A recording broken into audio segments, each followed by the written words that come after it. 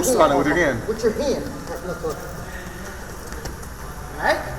The summer before his senior year, Marcus Simmons got the news. The wrestling program at Harding High School was being cut.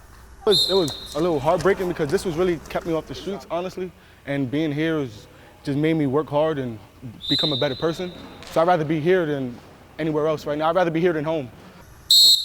We were devastated, was saying it lightly for us. We get in this position a lot. First thing we want to do is start getting our hips away. The work that we do here, it speaks far beyond the mat. These kids, this might be the hand that they hold on to that gets them to school and that gets them to the life. Not bad, good. Stay up, Dad. Stay up, Dad. I like to tell people that it's high stakes coaching, right? A lot of the time, if they don't make it with us, then there's a good chance they could be out on the streets doing something that they probably shouldn't be into. Which is why the coaches weren't willing to let the program, a program they see as a lifeline, go away. We knew that there's just no way in the world we were going to let the program get cut.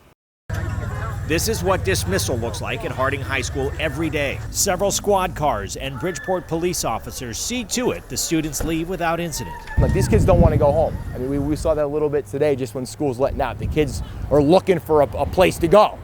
And you know, I live in a community 6-7 miles from here, and it's just, kids are going to music lessons, kids are going to dance rehearsals, and for a lot of these young men and women, that's just not an option. Detective Jeremy Kelly knows from walking this beat what can happen to the kids here when they're not in a safe place. This is a neighborhood where, every kid on this wrestling team, I'm sure, has either witnessed gun violence or been blocks away from gunshots going off. And to say having a positive place for these young men and some women to go is an understatement that you might be saving a kid's life legitimately. And that's why he set out to begin a fundraising effort to save the program. The first move was to take an already planned wrestling clinic and turn it into a fundraiser. Coaches from the wrestling community from all over, including Detective Kelly, volunteered their time. I wanted them to get to know me, get to know us, get to know the police department on a different side. And I said, hey, remember that first day I walked in, you could have heard a pin drop. Everybody kind of gave me the stink eye. And they were all laughing, they got it. That maybe they prejudged me a little bit. Not, hey, look at this cop, what's he here for? Who's he gonna, and the reality was here to do everything we could to save their team and their program. The clinic raised some money, so did a GoFundMe page, but it was a $13,000 donation from an anonymous donor that ultimately saved the program. I had too much joy. I came back home, told my dad, told my mom, everybody that I could actually wrestle again. I have a chance to get back to first place in states if I could try for that. And it put a smile on my face. Let's work. The challenge is there every year now to raise the money to keep wrestling at Harding High School alive. Coach Santiago, a product of this very program, and Coach Ramos are not taking a salary until the program is secure.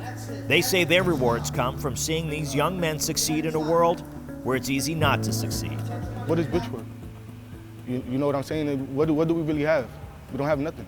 So that's why everybody is in some sort of situation. Some want to make it out and some just want to stay here. But everybody's not made like that. So, and I'm glad I'm the one that's trying to make it out of Bridgeport. Simmons sees Harding alumni like Xavier Bass, a former state champ who is now on a football scholarship at Central Connecticut State, and Hector Reyes on an academic scholarship to Fairfield University as inspiration. And while he may not have pride in his city, he does in his team, the Harding Presidents. To be a president means a lot. Becoming a president, our coaches, Coach Santiago, Coach Ramos, they make you into men. They make you into young men. And wrestling helps you physically and mentally. So I feel like becoming a president make me who I am today. So I feel a lot of pride saying I'm president.